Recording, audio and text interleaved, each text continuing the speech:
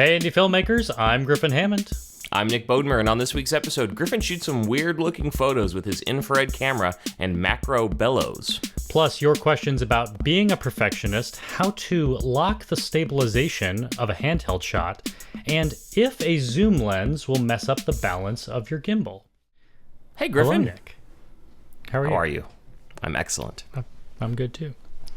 Fantastic. So, today I have some weird photos I want to talk about and how I capture them, but before we even get to that, I feel like I owe you an apology. Do you?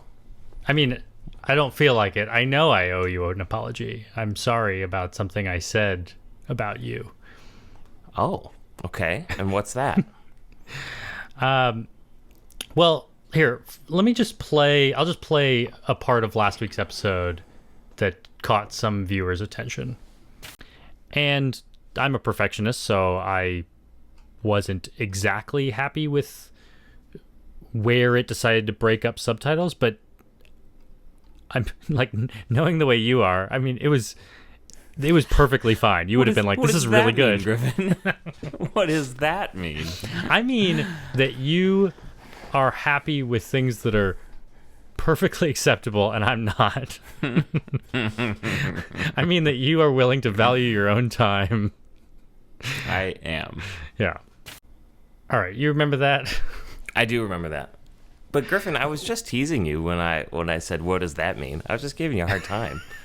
I feel like that was a perfectly accurate representation of how we approach projects and things of that nature. Life in general. And we can break this down in a moment, but I do want to acknowledge that it didn't come across as nice for everyone. Well.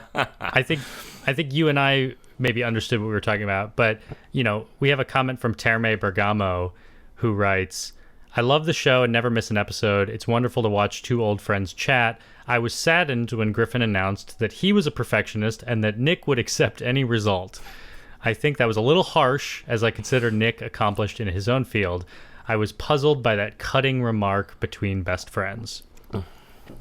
Well, I certainly didn't take it that way, Griffin, but thank you for the apology, and it is certainly accepted. Well, it could come across as cutting, and in addition to saying sorry that I didn't intend it to be an insult, I said it as kind of a statement of fact that we've established over the years, you and I, the way that we work on things. And I wasn't trying to say that I'm a perfectionist or that by being a perfectionist, I actually attain perfection.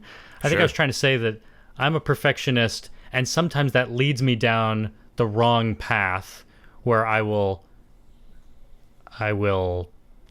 obsess over a detail far too long, and where you are willing to look at something and go, this is fine, the audience will be okay with this, and there is no reason to waste my time obsessing over it.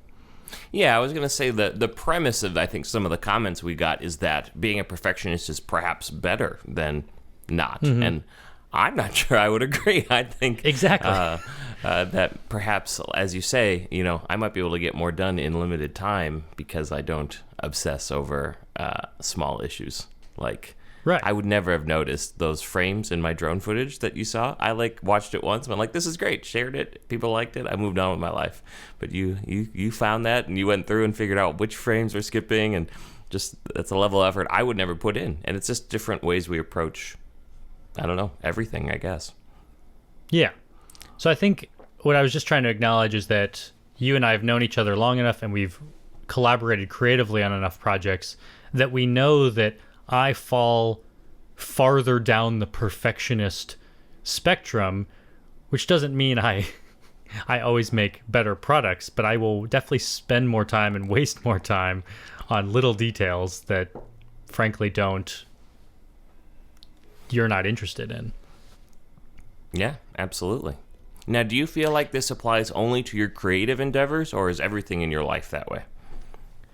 I think there's a lot of things that, I'm willing to obsess over. I'm the kind of person that wants to understand every piece of data before I make a decision. I mean, a good example recently was I was getting a bunch of phone calls from insurance people, and I was a little bit confused about who was calling me back because I was getting a lot of different calls from a lot of different people. I only like had submitted one insurance quote, but I was getting calls from like 3 different people. So I made a whole spreadsheet of who was calling me and when, what their names were and what companies they said they were from. I made the spreadsheet so that I could then decide who should I call back. Like, I only wanted to call one person, but I was trying to determine like who's the most important person. I don't know if you would have done that.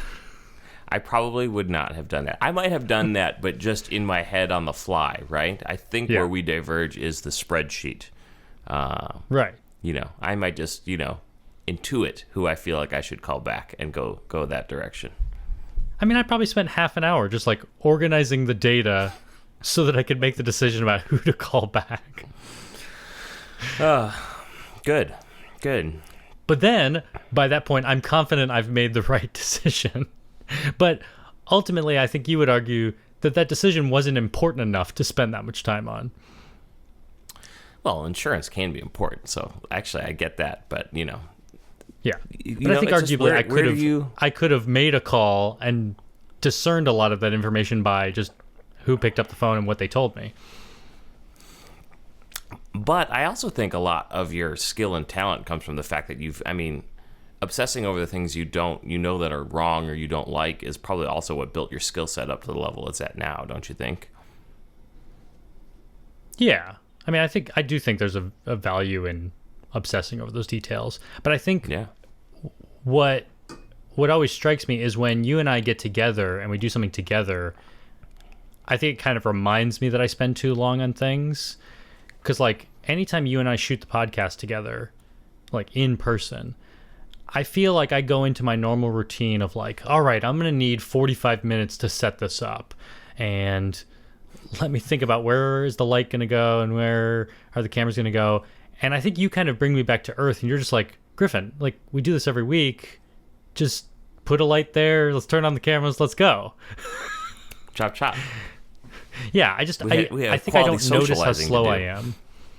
Yeah. And, you know, I remember that you were kind of obsessing a little bit over that third camera that was in the middle, and it was like, hey, we just need to show the computer screen we're working on, so point at the screen, let's go. Yeah. Yeah. You are more pragmatic and you understand. Were like, if I set it up this way, I can zoom it at some point so that it can be a wide shot, and then I was like, no. Let's just move on with the world. Right. I think I do get a little bit paralyzed sometimes by the world of possibilities. I mean, I find this as an editor, when I do documentary work, the way that I want to approach a timeline is I want to put everything there and I want to look through every single thing I shot and discover something or experiment with things and like find something that works in a way that I didn't expect it would work. But it means I have to discover all of my own footage again. And whenever I work with a good producer, they're usually like, well, Griffin, don't you remember when we did the interview, this was the line and this was the line. Let's just go ahead and find those lines and be done. And so sometimes I need someone just to step in and tell me to, like, you know, give me some parameters. Sure. So, Terame, hopefully that explains how we approach the world. I think Griffin was accurate in his assessment, and I don't think he was being hurtful at all. Yeah, I certainly wasn't trying to be hurtful, although I could see how it would come across as an insult. I could see it as well, if you don't know us as well as we know each other. Yeah. But I think, I mean, this is a lesson I'm continually learning, that seeking perfection in video work is, I mean, it could be a positive trait, but it's also just as much a negative trait, that if you're always looking to improve your work, you'll never put it out. And so you do have to stop at some point and decide, you know, I could spend another month on this, but it's only going to be 5% better. And is that worth it? No, it's better to have it on out the there internet in the now world, so people can get enjoy feedback and move on to the next project, right? Right, yeah. Well, should we answer some more questions? Actually, let's talk about these weird photos I took. Oh, that's right. Yes. Let me pull them up while you talk. Tell me what you were doing. Well, this is a good example of I have enough projects I'm working on that I don't always have time to just play around. But this was definitely just playing around one day over the weekend.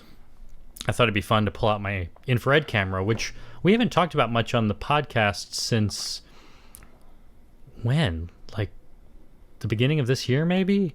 Yeah. When were we? Right when you first in got it modified, yeah. Oh, it was Utah. You're right. Yeah. When were we in Utah? I don't remember. I was shooting a lot of infrared that film festival. stuff. It was like maybe last November or something. Yeah. I had my GH4 converted to shoot infrared, and so if you go back in my instagram.com/Griffin Hammond, you'll see several months back lots of infrared photos as I was starting to play around with the camera. And I've occasionally picked it back up every once in a while, but I probably haven't shot an infrared a shot with it in a few months.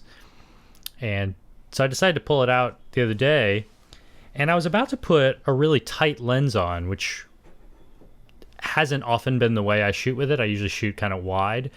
I was about to put my 42.5 on, and then I thought, actually, I could go even closer. And so I got this weird thing out. I probably forgot that I even had this thing, but I've been doing some reorganization. I found this old Bellows system that I have. Do you know what that is? Well, I just saw it in the picture there. It's the accordion looking thing that goes in between the lens and the body, right? Yeah. And this was something I bought on eBay. I mean, this was probably, I don't know, this might have been 6-7 years ago. And I don't even think I knew what it was back then when I actually bought it. You're like, this looks cool. Yeah, I mean, you see old cameras, and the old style cameras have the Bellows system on the front. And this is a Minolta Bellows, so it has to work with Minolta mounts. So I think I bought a lens specifically to mount on this. What is this thing? I think I bought this Bellows because I already had some Minolta lenses. This is a 55mm MC Rockor PF Minolta lens. F19. Okay. And so it fits on the Bellows system. The Bellows system, though, doesn't... I mean, I guess it's a Minolta mount on the other end. And I don't have an adapter. So I ended up just building a little wooden kind of spacing adapter. Really just screws into the bottom of my camera, and then it places the Bellows right in front of the camera. Flush against the camera. Exactly. Yeah, there's no and locking mechanism. And the Bellows really mechanism. are just blocking light as the lens is held farther away from the body than it would normally be. Is that accurate? Yeah, exactly. It's just it has a little dial here, and I can move the lens anywhere from a few millimeters away from the mirror or the sensor. There is no mirror. Or I can move it, I mean, it looks like I can move it about 6 inches or 8 inches away from the sensor. And what effect does that have? As you start to pull a lens away from the sensor, it's going to zoom, I guess? It's get tighter? Yeah, it pretty much... It gets much tighter as you move it away, but it also has the effect of pulling the infinity focus towards the lens. So the further away from the sensor the lens gets, the closer the subject has to be to the lens. Okay. So it really turns this lens into a macro lens almost immediately. Does it give the lens the ability to focus that much closer too? Yes. I mean, the lens has its own focus ring, but when I'm playing around with the Bellows system, I notice it's not that much of a range. It's really just enough for me to kind of tweak it. But actually moving the Bellows forward and back is another way to control the focus. As I turn the Bellows forward and the lens moves slightly away, the subject is going to become a little bit tighter, and the focus is going to move from away to Closer. close. Yeah. Yeah. And so I have to kind of keep moving the lens a little bit closer to the subject to control what's in focus. So I'm looking at this photo of Andy the cat, who is blue in this photo, which is interesting. And it's really tight, right? I mean, barely eye to eye from left to right fits in the frame. And in fact, if I'm looking at this right, it looks like the nose is in focus, and even the eyes, which are just barely set back, are blurred a bit. Am I looking at that correctly? Yeah, it was creating a really shallow focal length, where just the bridge of his nose, the fur on the bridge of his nose would be really sharply in focus, and then I would lose, his ears would be completely bokeh out. So how close was the lens to him at that point? That actually was probably as wide as I could get with this system. That may have been the Bellows zoomed all the way out, but it's still a portrait of him. Maybe I was 6 or 8 inches away from his face when I shot that. Still very close. Yeah, and I think I was even turning the this lens has its own aperture control, and I think I was trying to limit how much was out of focus. Yeah. So I stopped it down to like f8, and I was still getting that much bokeh and shallowness. Yeah, I'd love to see some of these cat pictures in full res, because I'm not sure Instagram's doing the sharpness and blur justice. You know what I mean? Yeah. Well, I'll make sure. I'm sure we'll show some of them in the podcast. I can go ahead and link to them in the show notes at Hey.film if people want to download the full res. Yeah, I think that'd versions. be cool. I think people would like to see how the depth of field really looks in a full res photo. Yeah. I could even put the raw files as well for download. The only weird thing about that will be these are infrared shots. So what I've done is I've white balanced the camera for infrared, which pretty much means you white balance it on green, because I don't know, it seems to be kind of the middle of this range. Really, because infrared is near red, I think that's what infra means. It's like just outside the red part of the visual spectrum. It's a little bit, these are longer wavelengths, I think. I believe they are longer wavelengths, Yeah. We can't see them with our visible eye, but they're just beyond visible red. And so the camera, if I put it in like a default white balance, everything just looks kind of magenta. It looks very red, purple color. So if you download the raw files and try to load them into Lightroom or Photoshop, by default, it'll probably just look purple. And your software doesn't really know how to auto white balance it because it's not used to dealing with this spectrum that's outside visible light.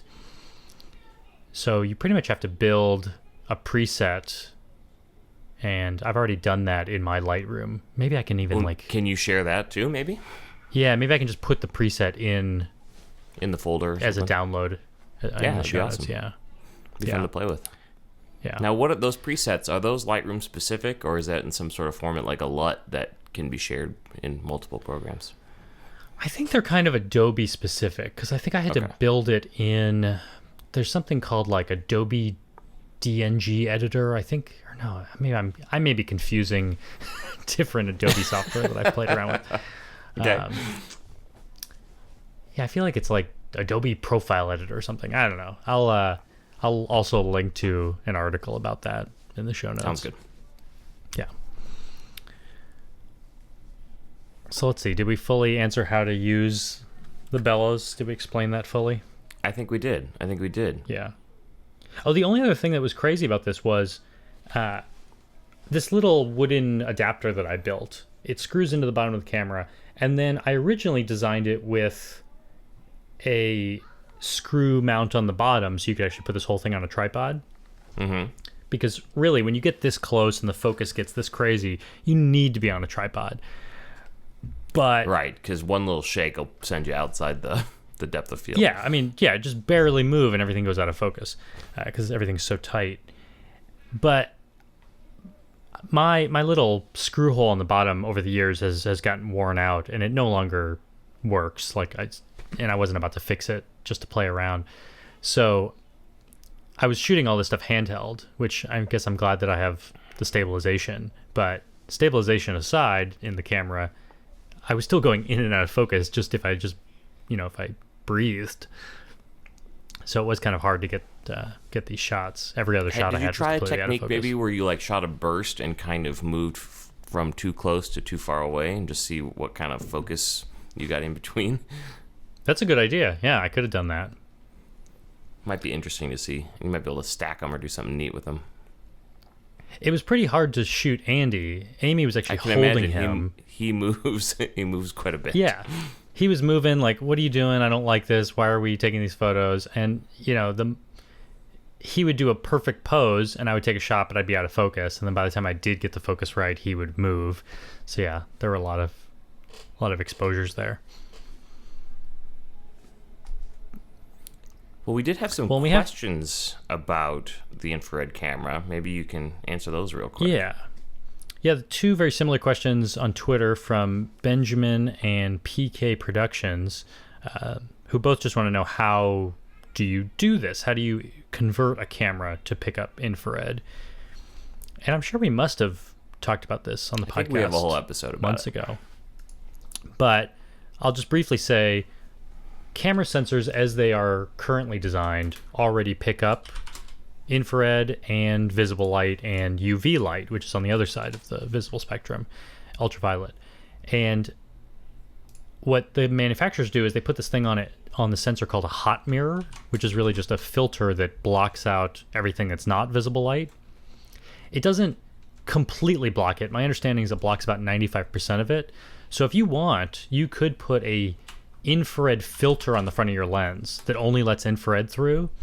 And if you were to open up your shutter probably 20 times, let in 20 times more light than usual, you could shoot some infrared photography. It would probably be hard for you to shoot infrared video at that long exposure time, long shutter.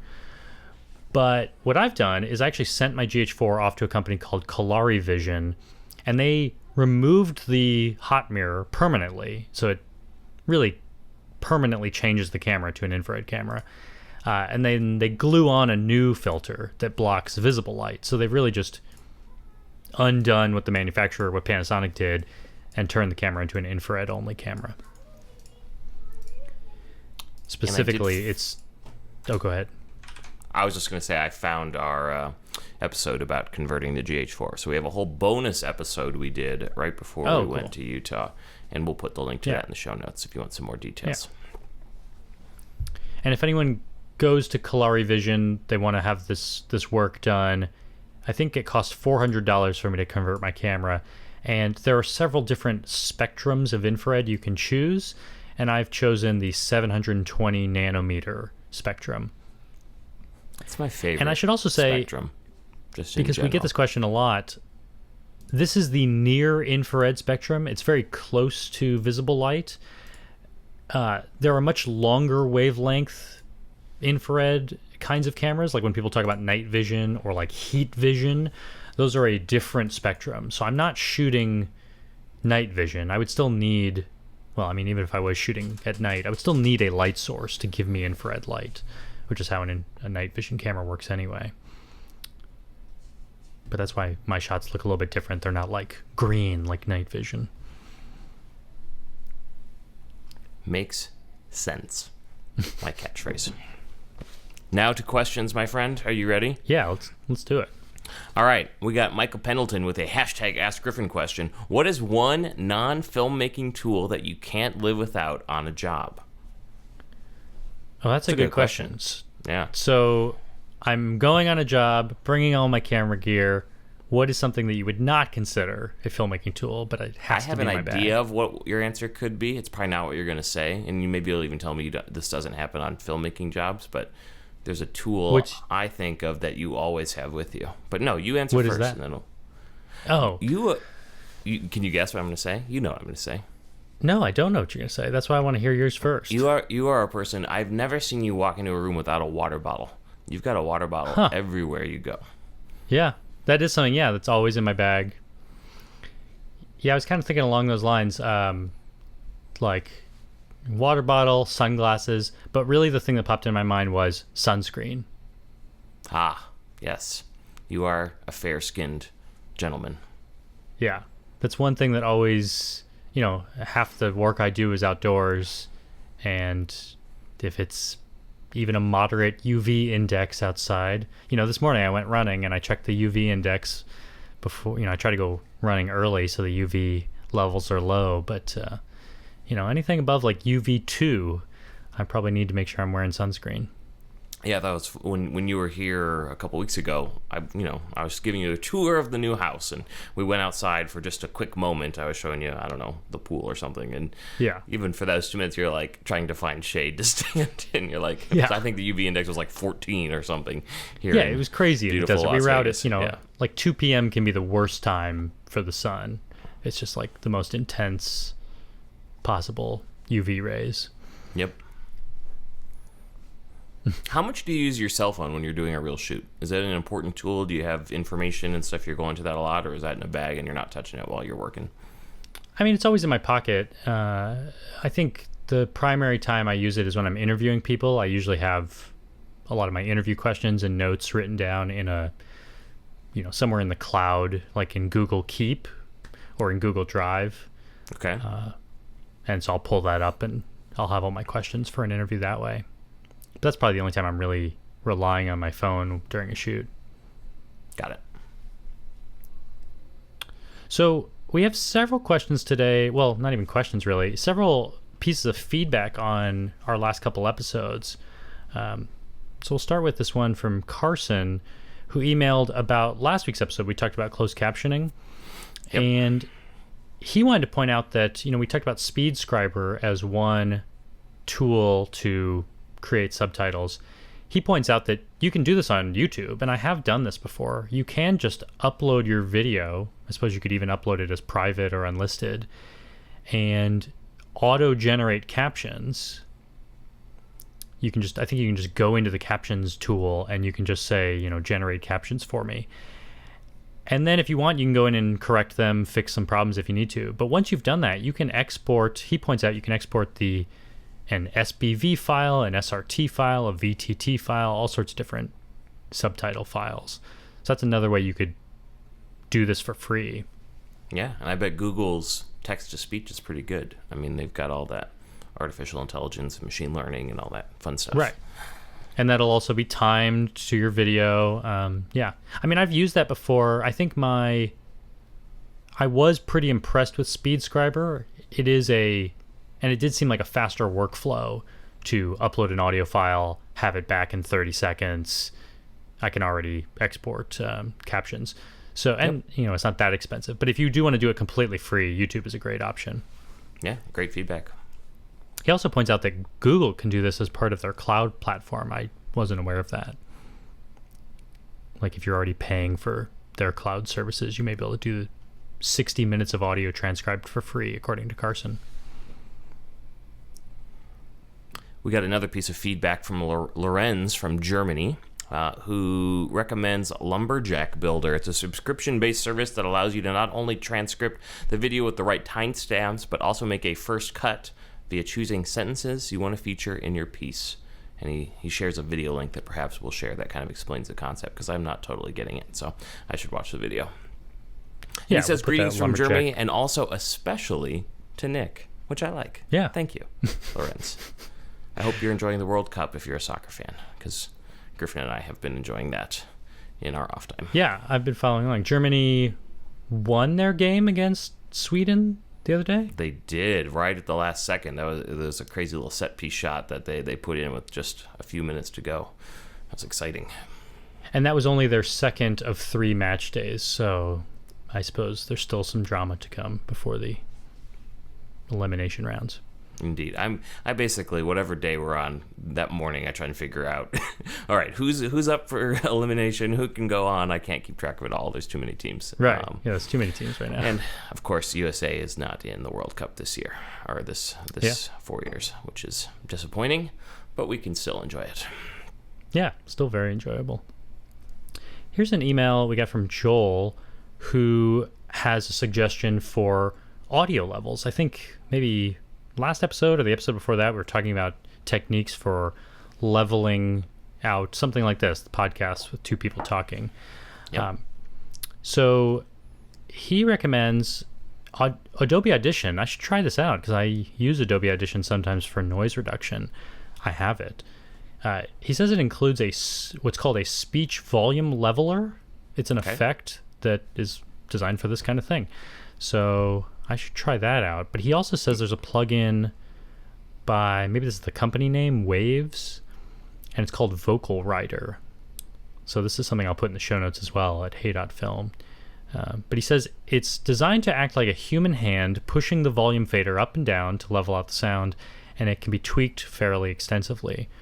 So he uses that in combination with a compressor and gets pretty good results. Cool. I guess Vocal Writer is expensive. It's $249. Although he pointed out, I don't know if it's still on sale. When he sent me this, he said it was on sale for $39. He says there's a lot of sales. You gotta love software sales sometimes. Yeah, they can be quite dramatic. Yeah. We've got an email from John, it's a follow-up from last week, who says, the issue I ran into was with the E stabilization. He was recording someone singing at a 60mm focal length with the person filling most of the frame. What I noticed was when the person started rocking left to right, the system seemed to lock onto the person and make the background move. And this was all handheld. He tried it with the camera on a tripod, but the background did not move, but he needs to test it again. So that's interesting. Oh, yeah, John emailed us last week and was asking about E stabilization and the different stabilization techniques. And he wrote me back and said that he wasn't very specific. We didn't quite answer his question. Okay. He also brings up a feature in the camera that I wasn't even aware existed. Panasonic, when they came out with the version 2.0 software or firmware for the GH5, they added this feature called IS Lock. Have you heard of that? No, I have not. So we talked about last week the in-body image stabilization in the sensor in the camera body. We talked about the lens optical image stabilization and some of the ways you can turn that on and off and how they interact. But we didn't talk about IS Lock because I wasn't even aware of it. But if you go into the menu and go into the stabilizer menu, there's a couple things you can turn on. One of them is E stabilization, which we talked about last week, and he's talking about he had some trouble with. I've never used that really. I mean, I've played with it. I've turned it on and off. And when I turn it on right now, I notice that it zooms in a little bit. Mm-hmm. So, as you expect, it's using a little bit of digital zoom. It's cropping the sensor a little bit to give you some additional stabilization. And it definitely has the problem that we were talking about last time, where if you move the camera around, like if you try to do a pan, when you get to the end of the pan, the stabilization jumps back. Yeah. So E-stabilization, I don't use it because one, it's going to crop my image, and two, it's going to interact weirdly if I'm moving around. It's just not for me. But this IS Lock feature, which I wasn't aware of, it's kind of insane how good it is. It pretty much just uses the stabilization that's built in, but it's intended for handheld shots, and it's intended if you want your shot to kind of look like a tripod shot. It really locks the image pretty effectively. Interesting. But it's a little bit more rigid than the standard image stabilization the camera's ready to do. So it is not good for if you plan on moving around. Like the moment I try to do a pan or something, it's gonna freak out like we've been saying. Yeah, right now I'm doing a little bit of that, and it's just like snapping back and forth. So it's definitely only intended for a shot that is supposed to be like pointing forward. You don't want any movement at all. To simulate a locked down camera on a tripod. Yeah. So, yeah, for John's question, I would say probably not much reason to use the E stabilization. Or at least it's not my cup of tea. but the IS lock could be really interesting. If you're on a tripod, I can't imagine why you would need it. I found a nice little short article on f-stoppers that talks about the new IS lock on the GH5, and they've got a little video called "The Best Stabilization Results on the GH5." So we'll put that in the show notes too. Cool. Yeah. We'll have a bunch of things for you in the show notes this week. It's quite a fun day. And I am lost in our notes, so hopefully you know what the next question is. Yeah. We have an email from Warren, who has just ordered the new Ronin S, which we talked about a couple episodes ago. Fun. And he has a big music project coming up at the end of the month. So he's wondering what lenses he might pair with this new gimbal, and he knows that I have the Zhiyun Crane V2 and the GH5. So he's wondering what are the best lenses to use. If he goes with his 12 to 35 millimeter, will I throw the gimbal out of balance every time I zoom in or out? You know the answer to this. I'm going to say yes. Now, the only reason, before you tell me if I'm right or not, which you just did, thank you. Are. The only thing I was going to say is I don't know. I've never balanced an electronic one. I assume there's some sort of balancing you do, like you push a button and it balances itself before you start. I'm assuming it's not doing that automatically on the fly, but I guess I could see maybe there's some system where it tries to do it automatically as you change things, but I wouldn't think so. Well, actually, yeah, the Zhiyun Crane V2 and probably the Crane 2 and all of them, probably the Ronin S as well, they do balance on the fly. So my understanding when I work with these is I just assume that the motors have to work harder the more they're actually off balance, but they still work.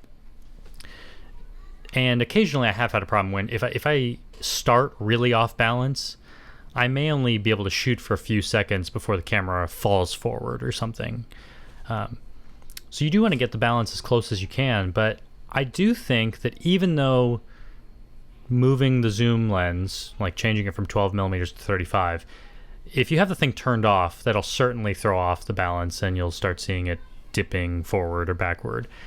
But I think when you turn it on, the motor should be able to handle both ends of that. So I would bet that you could shoot at both zoom lengths and be okay on that system. Yeah, so maybe the 12 to 35 is good because it gives them a little flexibility also if they're doing a live event. Oh, yeah. And I bet if you have the Ronin S coming, I bet a bigger, stronger gimbal like that, probably it's even easier for it to handle. Yeah. Sweet. But he's wondering, is there a reason to use like all his primes? He has a 14 millimeter prime, a 25 millimeter prime, a 42.5 millimeter. He has the 8018. And I have used all of those. I think actually the 12 to 35 I haven't used on my gimbal, but I've definitely done some gimbal stuff with the tight 42.5. I really enjoy shooting gimbal stuff on the 25, which is kind of tight. You wouldn't want to do every like walking shot that way, but it can make for some nice slider kind of shots. So yeah, I would play around with all of them and see which ones you like. Fun. Do you want to read our last question today from Dylan? Yeah, let me just find it. 1 second. It's the last one. We got a Twitter question from Dylan. Hey Griffin, I listen to your podcast every week and love it. I know you've briefly talked about this before, but what have you found to be the best way to send footage back and forth between editors? I have gigabit internet, so upload time isn't a problem. I use Google Drive, but when my editor goes to download the whole folder, it only downloads one clip. I also attempted to create an account for him on my Synology NAS, but it won't even let him log in. Any suggestions? Griffin, what do you suggest? Yeah. Well, I have used Google Drive to share files before, but yeah, it does seem like maybe sharing a ton of files that way is not the most reliable. And especially because I think when you try to download a bunch of files at once from Google Drive, it wants to zip them all first and then which send can be it to you. time consuming. Yeah. Yeah, it's time consuming for it to create the zip file, yeah, and then what happens if you're halfway done downloading a zip file and your internet cuts out? I think you don't get anything, right? Yeah, you gotta start over. Yeah, so that's not the most reliable way. There is, though, Google does some backup that I was using recently on a project through Google Drive. In fact, I think they might have renamed it just this week to like OneDrive or something. That's Microsoft. Do you know what I'm talking about? Oh, that's Microsoft. What is Google's new thing called? OneDrive. I don't know. This is news to me. It's a backup thing. Google Drive. Oh, yeah. Oh, it's called Google One. Google One. Yes, I think that's what they renamed all their Google Drive stuff. Yeah. Maybe. I only know this because I have 1 terabyte. I think I pay for the 1 terabyte plan on Google Drive, and they just upgraded it for free to 2 terabytes. But Google has a backup system. Oh yeah, it's just called Backup and Sync from Google that uses your storage space on Drive, and that seems much more conducive for me to having a ton of files and letting it upload them whenever it can. And Sure. I wonder if there's a way to set that up so that the editor on the other end could be downloading it, Maybe. getting a copy of that backup. Yeah, it looks like Google One is kind of in beta or something because it just says it's coming soon when you go to their website. Yeah. Interesting. But for us, when we edit the podcast, Nick and I have relied on Resilio Sync, which is just a torrent style piece of software, a P2P, where Nick makes his files available over the network and my software downloads it from him. And if it gets interrupted, that's fine. It knows where to pick up. So that seems to work well for us. Yeah, I mean, it's really simple. I have a folder for each episode, and I just add this folder to the piece of software, and it gives me a little link that I just send to Griffin over chat. He clicks the link, which opens it in his app, and it starts downloading it all to his computer. Boom, boom. And it seems to be pretty fast, too. The big problem, though, with a peer-to-peer system is if Nick's computer is turned off, I can't download from him. Right. Whereas a cloud system like Google... I use my desktop, which is always on, to share it with you, Yeah. but not everyone has that luxury, so... Right. Whereas if it's Google, you could upload everything overnight, and then the next day your collaborator could download, and it doesn't matter what your computer's doing. Now, he also mentions that he has a Synology, and he's tried sharing the files that way, which should be another way that works. With Synology, I can create a link and send it to you, and you can download files over the internet directly from my Synology. But it takes a little bit of setting up to get working. Synology has something called Quick Connect, which is kind of gives you like a nice URL for your Synology NAS that you can get to. So I will put a link in the show notes on how to configure all that to be able to share files. The one thing they don't go into here is sometimes, depending on your network setup at home, you might need to open some ports, which gets a little bit confusing. So some routers are set up to automatically open these kind of ports on the fly.